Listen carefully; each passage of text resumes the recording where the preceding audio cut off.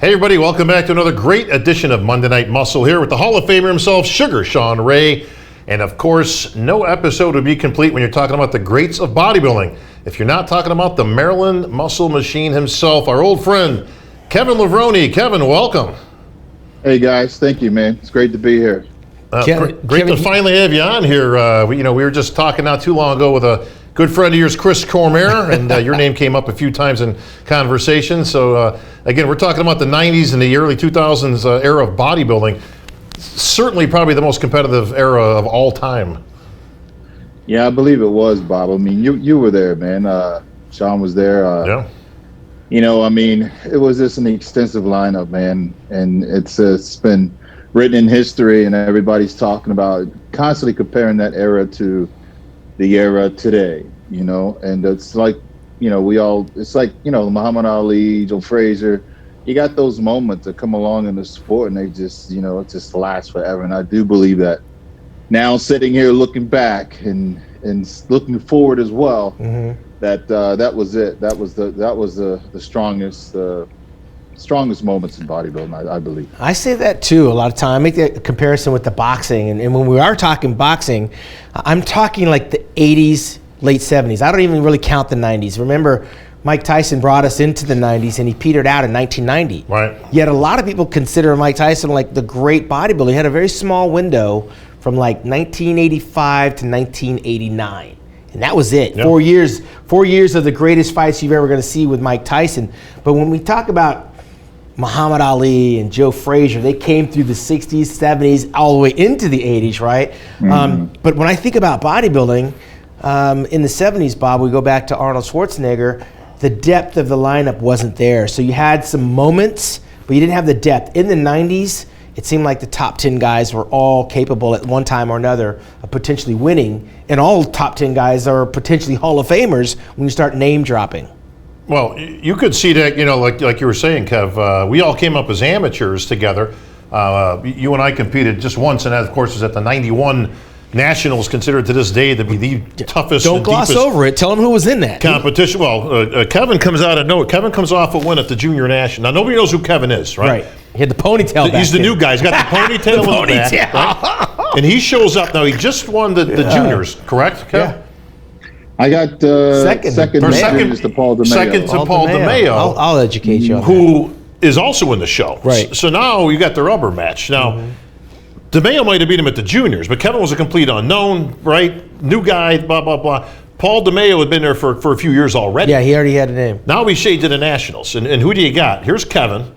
And, I see the new guy, too, backstage. Everybody's like, what the hell is going on with this guy? His shoulders were just boom, right? Triceps, right? The classic Levrone try. And here's DeMeo. And here's Flex Wheeler. Yep. And here's Dean Caputo. Yep. And here's Chris Cormier. Here's Ronnie Matt Mendenhall coming back. Right? Here's myself. A guy named Ronnie Coleman was in there. You remember him? That's a deep lineup of heavyweights, right? And Kevin comes out on top, man.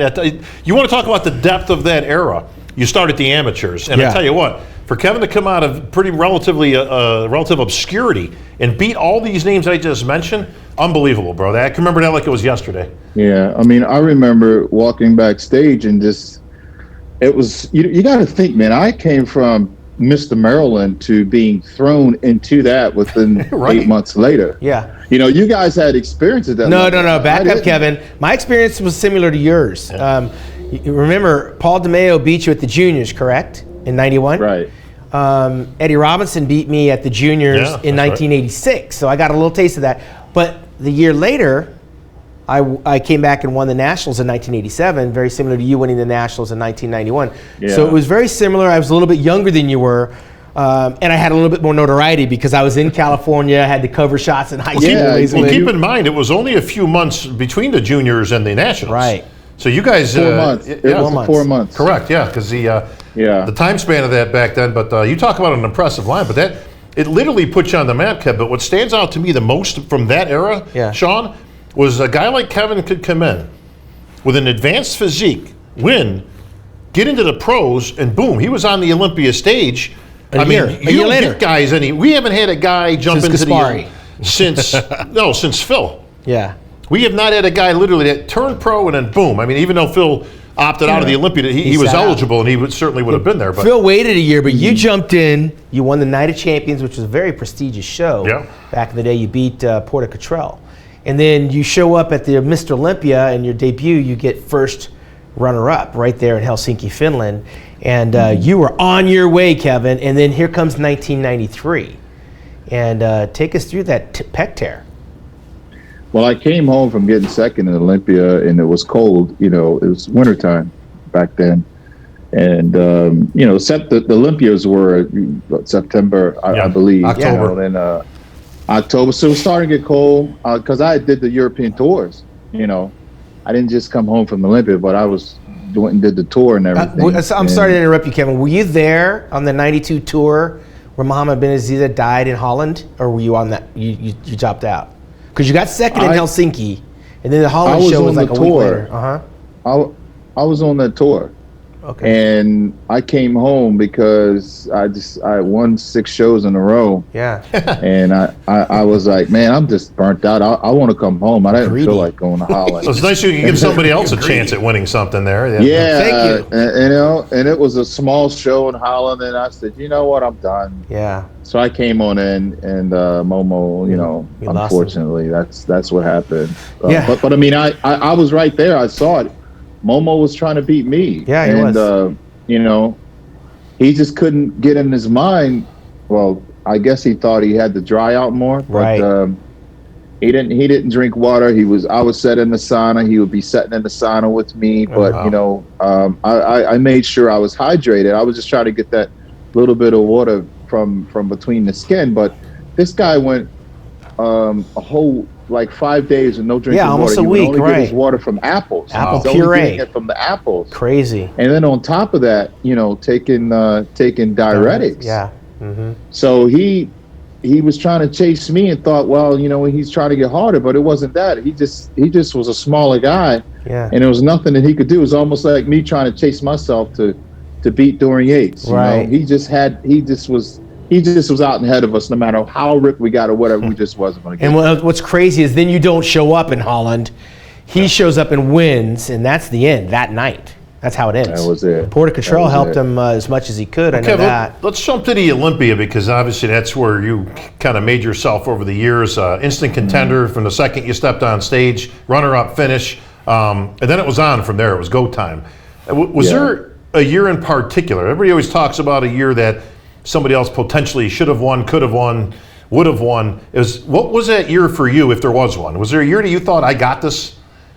For the Olympia, for me, it was 2000. I thought you said 2000, correct? 2000. I was there when Ronnie had got a little oversized that year. Yes. He was big that year. He let his midsection go a little bit. Mm-hmm. Even though he was big, I mean, he was huge, but there was things about his body that you could see.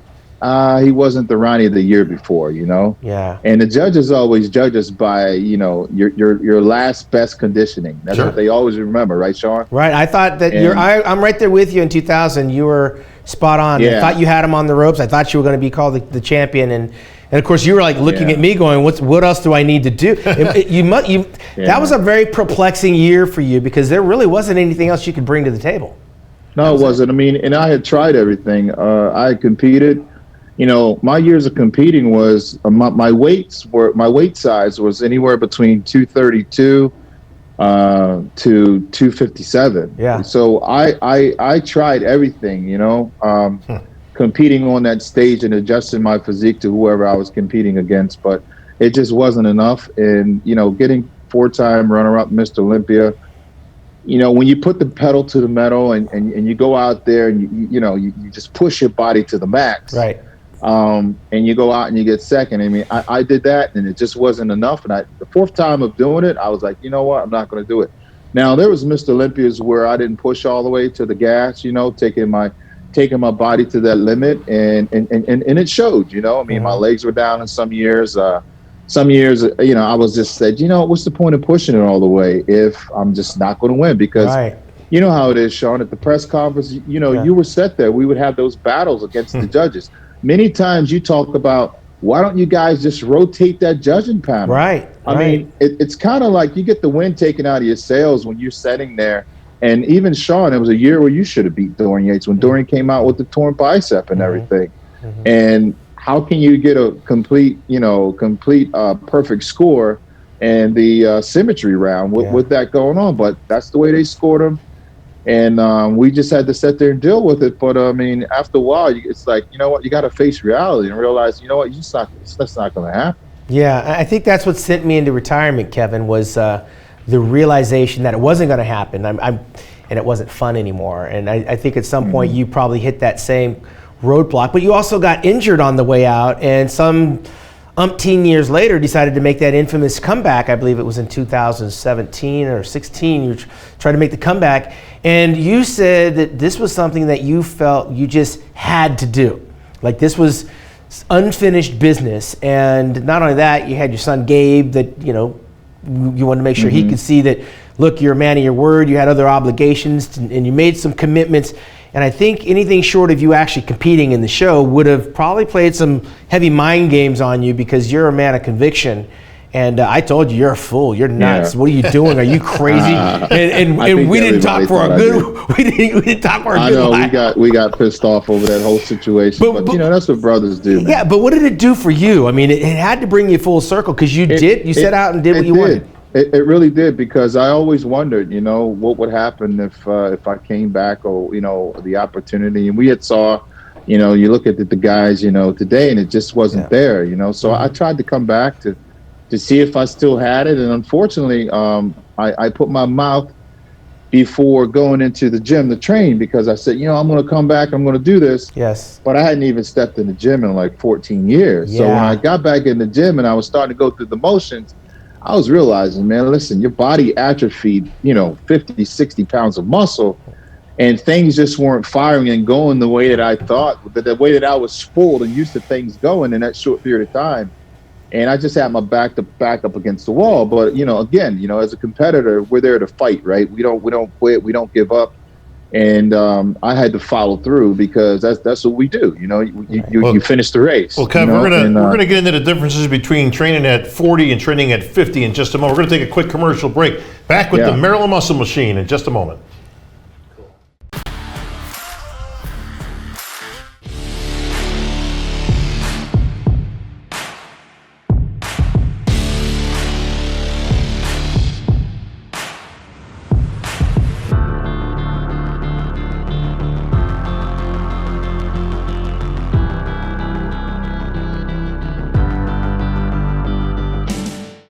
All right, welcome back. Monday Night Muscle On with the Maryland Muscle Machine himself, Kevin Levrone. No baloney, buddy. No phony baloney, man. You were just telling us about pushing through the pain and not understanding the expectation of having your body match your mouth. I know you were telling me you were sleeping with pillows under your arms and between your legs.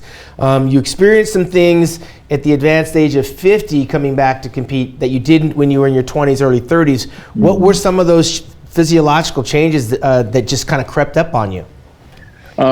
Age with being away. When you stop doing something for a long period of time, your body's things start setting in. Like, I I realized that I had like quad tendonitis, tendonitis in my quads, in both quads. But this happened back when I was competing, because when you get that, what happens is when you my tendons had slightly tears, from squatting and all that. But I had enough muscle mass that I didn't even feel it. So, but when you tear your tendon, what happens is the bone, the capillaries from your bone go into that area to try to heal it.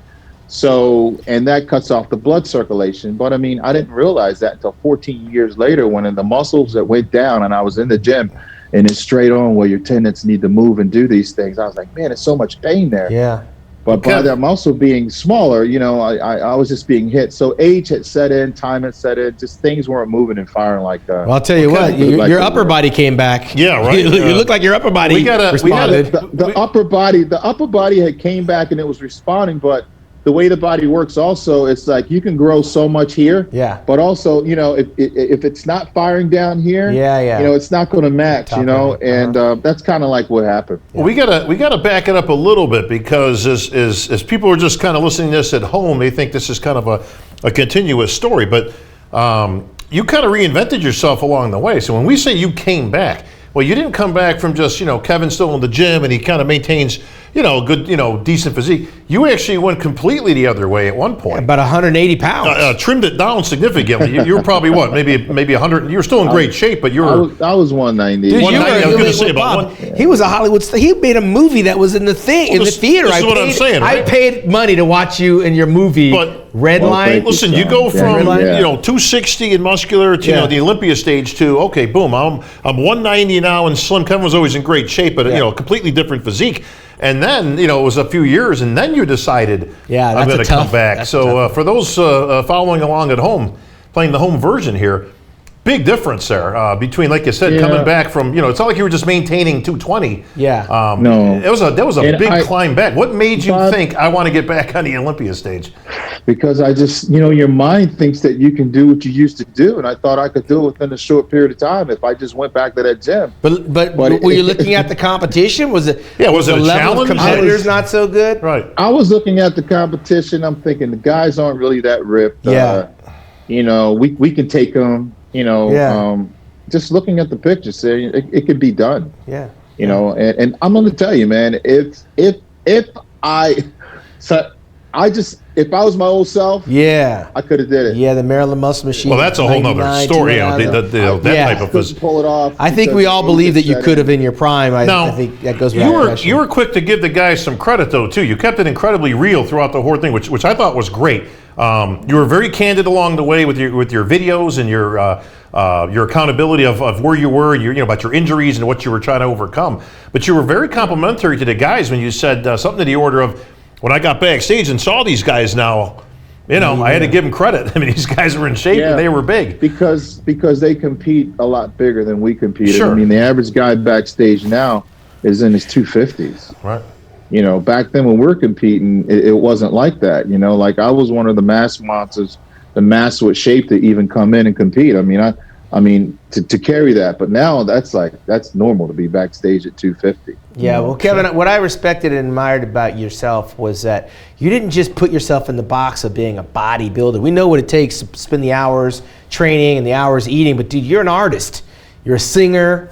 You play the piano. Pianist, Bob. It's called pianist. Pianist. You're a pianist. And you got that right there. Yeah. And you're very cerebral, man, and you're very spiritual as well, which I've always respected about you. Thank you. And a great role model to your kid, Gabriel. Being diversified, I see you pop up with all these different eclectic type people that you weren't hanging out with the meathead bodybuilders. You always had people that seemed around you that were smarter than yourself, very diverse. Yeah. Your company, your Levrone Signature Series, is based out of Poland, of all places. Where does all this stuff come from? Because you never were just a bodybuilder. Yeah, I don't know, man. It's there's life before and after bodybuilding, right? Some people just get caught up in walking around with. I don't want to be that guy that's carrying around a jug of water with Cardillo weight belt around my waist. I love Cardillo weight belts. Yeah. No offense against the belts, because you make great belts. We all had the belts. I mean, you know what I'm saying. No offense. No, it's the cliche, bodybuilder, meathead. Great. Yeah, in the tank top and wearing the old Team Michael shirts. I don't want to be that guy. We saw those guys out on Venice Beach. They're still out there. Yeah, when I knew you were special, man, was when you challenged the track star. Dwayne, the sprint. What's his name? Dwayne something. Dwayne Chambers. Yeah, to the race. Hold on, let me set it up. The guy's an Olympic track sprinter, and Kevin's calling him out, weighing 260 something pounds. I remember that very, very clearly. Listen, you held your own, bro. Well, I don't know. You held your own for about the first 3 yards. I got smoked though. Yeah. But listen, the guy. Listen on the first 3 yards. And you know what? Put him in a pair of trunks on stage, right? So I mean, listen, the fact that you were able to take him on, but listen. You got beat, but again, you held your own. Listen, I was waiting for a hamstring tear. To be honest, that's Kevin's going to gas. He's going to pop a hamstring. He's going to try too hard. But out the gate, the first 3 steps, you were there. I broke my toe, though. Did you really? I knew something was going to get broke. I break my toe. Wow. But you got to understand, man, these guys train for that stuff. Yeah. And I had never been in blocks. Right. I never had those shoes on a track. So I was just like, you know what? The ego, I'll take you on. Come on, man. Let's do it. But you got to train specifically for something. And You know, a lot of guys, even in bodybuilding, they think they can just walk out and be an IFBB professional pro, and it just don't happen like that. But where does the artistic side come? Listen, I owned a piano. You saw my piano when you came to my house. I never played the damn thing. I bought a piano as a piece of furniture. It looks You nice, learned how to play. That takes some skill. I did. You know, I mean, hey, Bob, I don't know if you know this, but I went to Sean. I'm a huge fan, Sean Ray fan. Sean had the test. He had the Testarossa, the Ferrari. Living the dream. I had to go out and get a Ferrari. He had the black and white tile on his garage floor. I had to go out and do that. It was tight. He had the black piano and the marble, all the marble. Listen, the marble foyer. He shaved his head. You had to shave your head. Yeah, man, but you learned how to play, man. Just like he did. Yeah. I did. I learned how to play on it, and I enjoyed it, man. I don't know. There's just that other side, that you kind of like run to. That's your survival side. Little dark things going on. Yeah, but you're a shy, quiet guy. You're not the Chris Cormier at the party.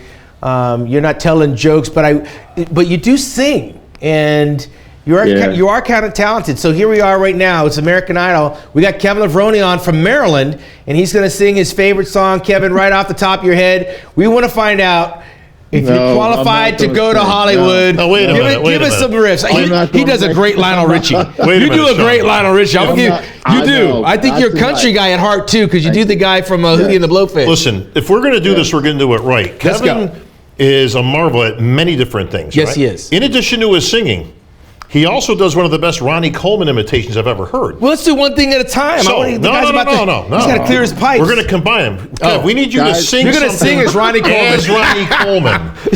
We want you to sing as Ronnie Coleman. You got, bro. We're going to do that. Kevin, clear your throat, get some water. There you go. When we come back from this commercial break, you're going to do the Ronnie Coleman American Idol audition. There you go. Right after this on Monday Night Muscle. Oh, my God.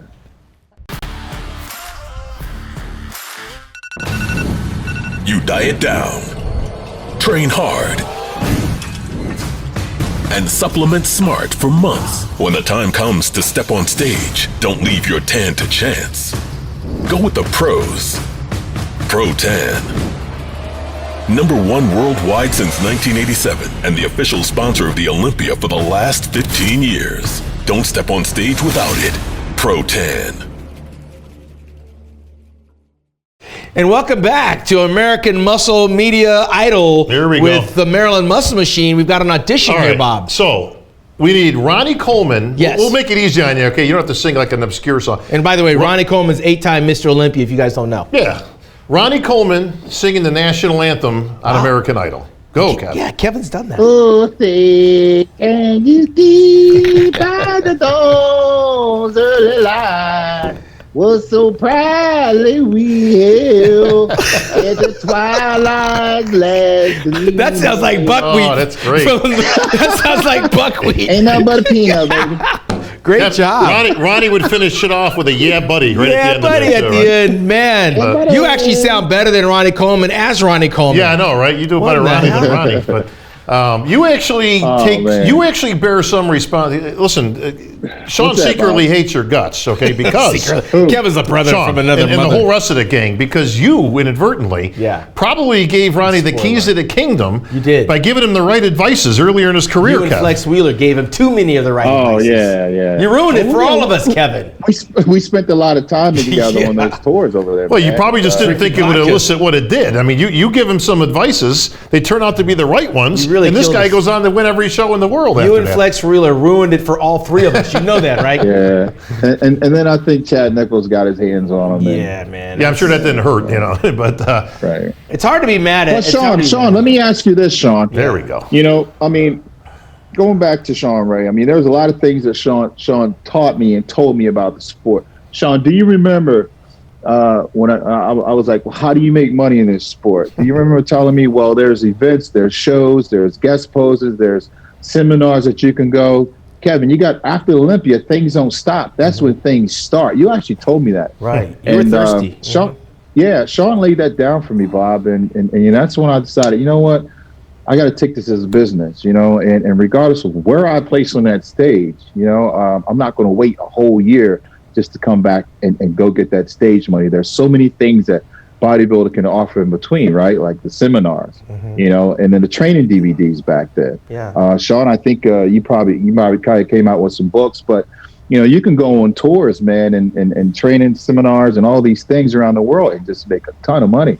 Yeah. And that's what I did. I applied myself. So at some point along the way, you learn how to not take your places so personal, you know, and take this as a business. And while you are in shape, get out there, market, promote yourself, and go around and do some great guest poses and be in shape while you guest pose, because guest posers love seeing us show up in shape. You know, I think nothing worse than a bodybuilder showing up and he's out of shape.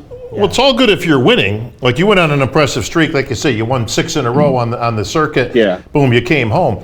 Sean did easy math on the calculator and says, well, listen, even if I win all these shows, I'm going to make, $30,000. But I can set up these seminars, these guest appearances, these other events I've got, right, and shows and things, and I can make $40,000 not traveling, not competing, and not putting my body through the rigors. So, there's some methodology in that, which, now again, bodybuilders will be bodybuilders sometimes. They are built to try to compete, and they hedge their winning, whether they're winning or not, on whether they actually win the show or not. Not that it's one extension of many. Yeah, but there were two schools of thought when I was coming up, because I was taught by John Brown, who exclusively made his money on marketing himself as a product. He was not out winning shows. He didn't have the luxury, Kevin, of going on a European tour, winning 6 shows in a row and walking off with $60,000, $80,000. That wasn't happening for John in the early 80s. So he was the product. He marketed himself on seminars, learned German, did a lot of stuff over in Germany.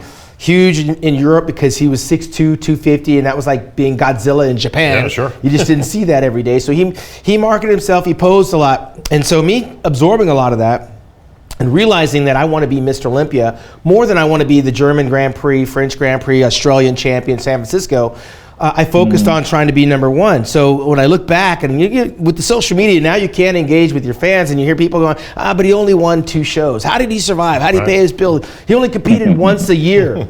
And that was a very interesting point. There were so many other avenues that athletes had back in those days to market themselves and do the business of bodybuilding. One, you can go on these tours and suck it up and diet and battle it out for the nickels and dimes that were being offered by the promoters. Remember, those promoters didn't have to raise the prize money, because if I'm putting my show on for 10 grand in England, you could put your show on for 10 grand in Spain and 10 grand. And so we thought that was a lot of money. But by comparison to anything else, it wasn't a lot of money. But you did just the same amount of work for those $10,000 shows as you were doing for the $100,000 Olympia, correct? Well, I mean, for me, I'm like, I'm going to do the Olympia, and I'm going to try to go places that I've never been before. Well, and the era that you guys grew up in, competing-wise, like both of you were able to go to FIBO and probably pocket more money over that one weekend. Yeah, but anybody, what I'm saying, anyone could go anybody can go to an expo when it's off season, but most people that were honing in on the Olympia were priming themselves to go on these tours that Kevin would dominate, Gaspari would dominate, Labrada would dominate. So now you're dealing with 2nd and 3rd place and 4th place prize money. Well, guess what? That's the kind of money I was getting on appearance. So if I'm gonna pick up $3,000, which is $3,000 was like 2nd place prize money. On the tours, the only guy that made money was the guy that was the winner. Winning. That was it. And so not doing those tours though, you preserve your body. Like Sean was saying, you get 15, 20,000, cash right there. Well, you got to check, and you had to pay taxes. The rest of the guys wasn't. When you did your tours, Kevin, a lot of times you did it for cash, so there was no tax involved. I mean, you could come back from Europe with 30, 40,000 cash stuck in your jacket. You're not getting screened. 70K. Yeah, they wouldn't. You never got patted down. You didn't get screened. You put it in your suitcase, your carry-on. I mean, it was a different time back in those days. I know you're familiar. That's why you're laughing, because when the truth comes out. Yeah. Well, Kev, you had in between those shows, you had the 2 big shows called the Olympia and the Arnold, which you did exceedingly well at. Yes, give me one of your favorite moments from either or, the Olympia, the Arnold. Give me something that sticks out in your mind that as one of your favorite moments on stage as a pro. My favorite Olympia was actually my first Olympia, where I ran into Sean and Lee Labrada and Dorian Yates for the first time, being on that Mr. Olympia stage in Helsinki, Finland. It was in an ice rink, and being surrounded by just being thrown in within a 12-month period I just couldn't believe it, you know, that was happening that fast. And it was my first experience of being on that stage. That's when we met, Kevin. And I just wasn't used to it. It was just so strange. And I'm looking at Sean, and as he's pumping up, and these guys are pumping up, I'm looking at them trying to get ideas and figure out what can I do when I go out there on stage. And then I go out and get compared to these guys, and you just I don't know, man. It was like a dream come true for me. It really was. It really was. I think that's where you and I met, Kevin. It was at that 92. I just couldn't believe it. Yeah, and I always studied Sean and how he posed and his music and everything. And I was like, man, I could never pose like him. He's so grateful of a poser.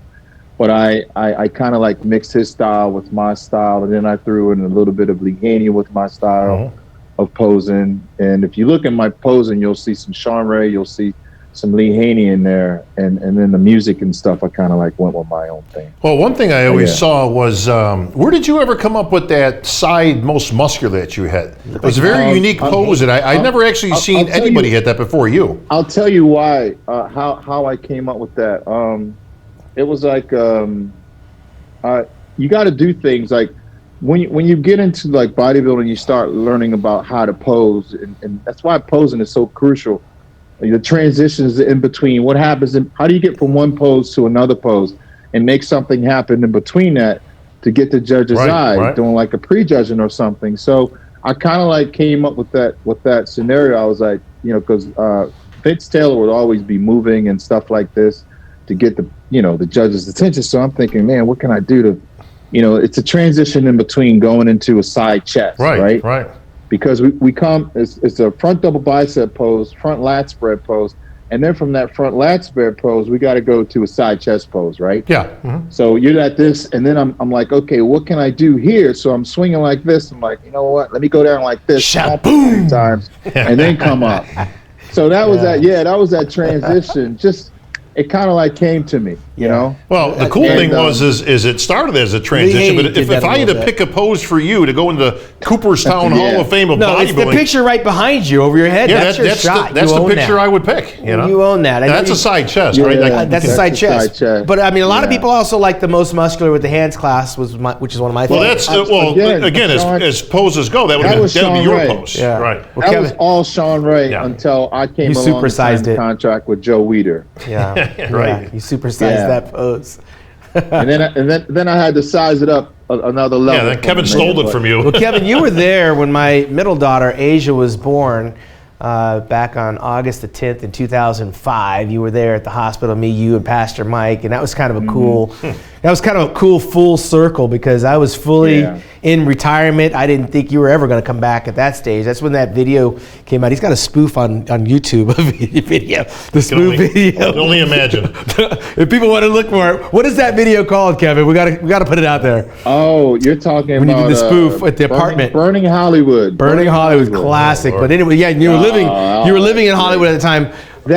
That is actually what we were just talking about in the beginning of this interview. Not want to be that guy. That's still holding on to the past. You were playing that character. We kind of did that character as this guy that's just looking at old videos of himself when he was in his prime, and he just can't let it go. Yep. And he's sitting there in his apartment just going through it, and he still thinks that he's that guy. Yeah. I don't want to be that guy. You were fully into retirement during that film, but what I want to lead to, Kevin, really quick. I was going back to when Asia was born. You're a father now, and a lot of people don't know how that is for you. I haven't even heard you really go into detail about what is that like for you, because both your parents are gone, and you got Gabe. Gabe's 14, 15 years old now. 14 years old. Tell me what it's like, man. What is the fatherhood like for you? Is it everything you thought it would be? Oh man. Yeah, everything and more. Every time I look at him, I think about the time. I think about, times that how it would have been if I would have had an opportunity to spend with my father, So I cherish each and every moment, of being with him because, I lost my father when I was 10. Mm-hmm. And, I'm able to see him and I'm able to know how important it is as a parent to cultivate our kids' lives and how much they need us. I went through a lot. It was hard for me. Thank God. I had an awesome mother and my sisters and everything. but I could only imagine how my life would be if my father would still have been alive. So I just dump everything into my son, man, and watch him blossom. And I just thank God that, you know, I wake up every day, I get to spend some time with him. And my biggest fear is, it's the craziest thing, but my biggest fear is, you know, will I be around here to watch him get married? Will I be around here, you know, when he graduates out of college? You know, those moments when you get older as a person in your 50s, you start thinking about, you know, what can I do to preserve, you know, just to stay healthy, to live to tomorrow, you know, and I don't want to be putting anything unhealthy in my body, because our time is limited. You know, we have very few years left here on earth. Yeah, you know, we're all on the back nine right now. 15 years from now, bro, we'll be knocking on 70. Yikes. Right. You know, think about it. So, you know, Kev, I mean, Asia is what? 15. 15, Yeah. We're all in the same boat. I mean, you put 15 years on our lives. There we go. Yeah. You know, and that goes very, very quick. So what can we do in between to preserve that time? You know, and it's staying fit. You know, don't overdo it in the gym. Eat healthy. I just left the doctor's on Monday. You know, I got a whole makeover. Look at body. You look 10 years younger. No, go, boy. I got an exam just to check my heart arteries for calcium and all these things. And we just got to start eating different and taking every precaution we can to be here for our kids, man. So, Kev, here's the $1 million question. If your son comes to you tomorrow and says, no bodybuilder. I want to be a pro bodybuilder, Dad, do you steer him away or do you go full blown? I'll steer him away quick. Right. Yeah. Yeah. Well, you know what? At the end of the day, there's so many more opportunities as well. Like you said, you did this whole thing without your dad, and sometimes a lot of people will turn to the sport of bodybuilding and weightlifting to find what it is they're actually supposed to be in life. Happens at different points in times, but it prepares you for life as well. Like you said, you're starting to look at things through the different eyes, and bodybuilding's prepared you for all of these things. The tools you're able to share with your kid is going to prepare him for all the things that are waiting for him and have in store, especially the nutrition side. I know your supplement company is doing great still, and how many countries are you in now? About 84. Oh, yeah, man, you're all over the place doing it, and people can get a hold of you through your social media, which is what? Well, my social media is Kevin Levrone. Just Google me; they'll find me on Instagram or Facebook or whatever. Yeah, man, you inspire a lot of people. I got to contribute. Yeah, I mean, I just want to say, you know, bodybuilding, you know, you can't take it personal when you don't place on stage, but when you become an IFBB professional, that means that opens the door for you to be a business person and have that title to go out and make a difference, be a positive impact, you know, around the world, globally now, because we're global. This sport's global, you know. And I sit back and I think about, you know, why did I go to those countries? Who would have went to Spain, Italy, Germany, France, Russia, Holland, Czechoslovakia, competing within 2 weeks, all those shows, 7 shows after Olympia. But I look now, I'm going to these same very countries right now, you know, because they carry my supplements and they remember me and all these things. So going back to Sean, you had mentioned earlier, you know, that side of me that's kind of like creative and everything. And so when I had this vision for Levrone Signature Series, of course, I teamed up with Teddy. Teddy's over there in Europe. You know, we manufacture out of Poland. The marriage works great. And I have won out of 68, 69 shows of me competing. 90% of my shows are won overseas. So I won 24 or 23 shows, but 18 of those shows were won overseas. Yeah. You know, in the United States, when you think about it, Bob, I only won the Night of Champions once and Arnold Classic 2 twice. Arnolds. Right. That's it.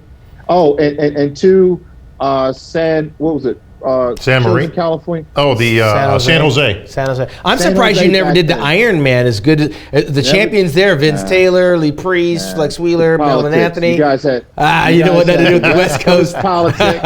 You know that chick.